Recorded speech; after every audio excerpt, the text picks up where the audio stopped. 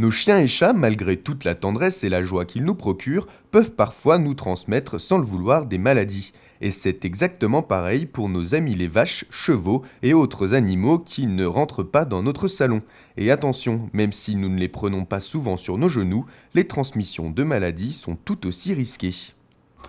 Alors, la chose qu'on rencontre le plus souvent, c'est quand même les maladies cutanées, je dirais, qui se transmettent assez bien, à savoir tout ce qu'on appelle teignes, donc qui sont des champignons, et qui se transmettent simplement par contact. On a des teignes sur les chevaux, c'est classique, on va dire, la fréquence n'est quand même pas dans les conditions d'entretien normal très importantes, mais on peut, au contact du pansage du cheval, du matériel contaminé, attraper à la longue des lésions cutanées superficielles, notamment au niveau des mains, quelquefois de la face.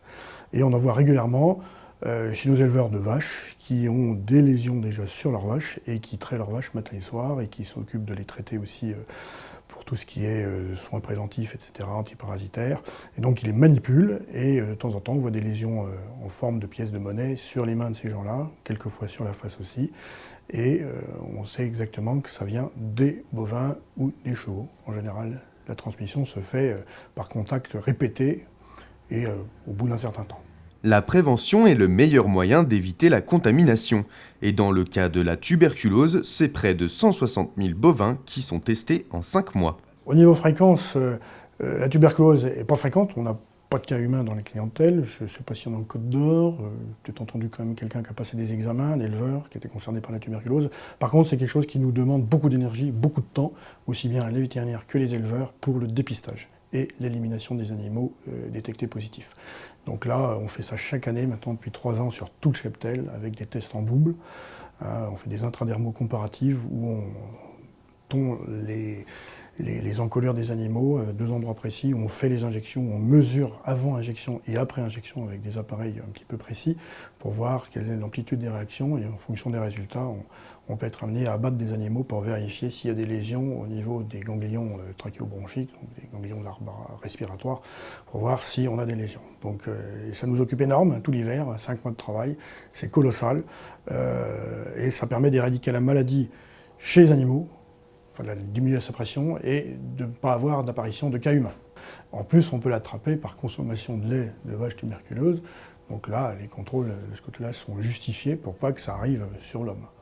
Du lait cru, par exemple, ça pourrait se transmettre, parce qu'une fois qu'il est pasteurisé, normalement, ça va quand même mieux. Et donc, c'est quelque chose qui nous occupe énormément. Mais par contre, il n'y a pas de cas humain. Mais on dépense beaucoup d'énergie et beaucoup d'argent pour pas que ce soit le cas. Voilà. Il y a 2 ans, on a trouvé un cas de tuberculose chez un de nos éleveurs. On a dû abattre 230 bovins. La brucellose ou fièvre de Malte est une maladie disparue depuis des années. Mais est-elle éradiquée? Eh bien non, et l'actualité nous le prouve. On n'en parle plus beaucoup depuis 5-6 ans parce qu'il n'y avait plus de cas en France, c'est la brucellose, qui est une maladie qui se traduit essentiellement par l'avortement sur les bovins, aussi les petits ruminants d'ailleurs, et qui se transmet très facilement à la faveur de l'excrétion de germes au moment de l'avortement, aussi bien pour le vétérinaire qui interviendrait au niveau de l'animal, ainsi que pour l'éleveur.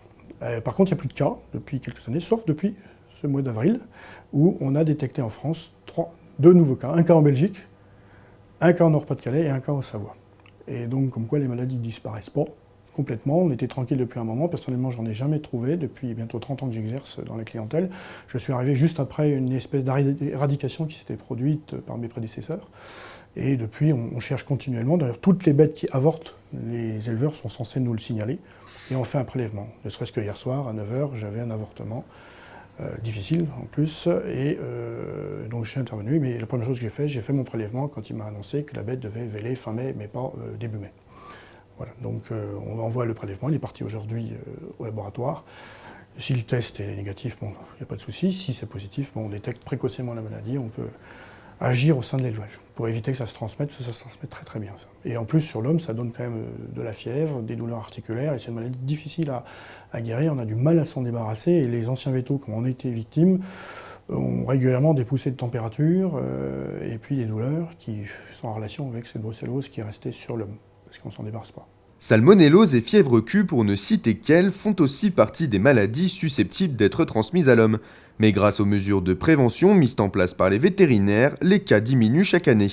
Pour que ces résultats se maintiennent, il est aussi important de respecter de simples mesures d'hygiène, comme tout simplement le lavage de mains, pour éviter que nos animaux domestiques se transforment en dangereux poisons.